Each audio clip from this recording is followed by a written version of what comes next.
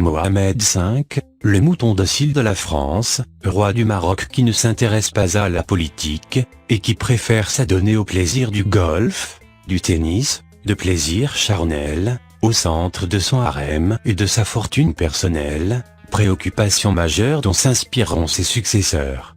Hassan II, qui n'est pas le fils de Mohamed V, mais le fils du pacha de Marrakech, roi particulièrement cruel et sanguinaire, qui remettra au goût du jour les prisons, les centres de torture, et les bagnes, Tazmamart.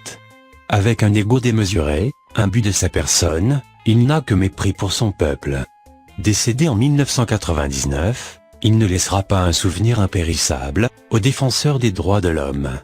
Mohamed VI, qui n'est pas non plus le fils de Hassan II, mais le fils du gorille, de celui qu'il croyait être son père, se soucie comme de sa première babouche du peuple marocain. En congé permanent à Bête, ou en balade à droite à gauche, les affaires du pays ne semblent pas le concerner. Le harem de ses aïeux ne l'intéresse pas non plus. Ses penchants naturels ont pris une autre direction.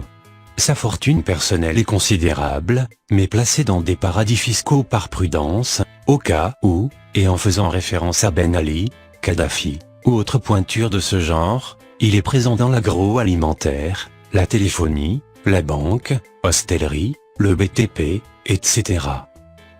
Son fils, le petit Hassan, 15 ans, dont Mohamed VI n'est probablement pas le géniteur, devrait lui succéder.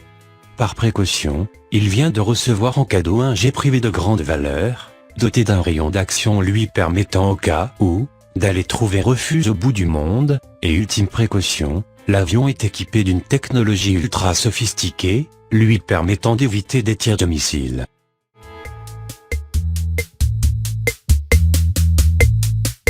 La confiance règne chez les Alaouites.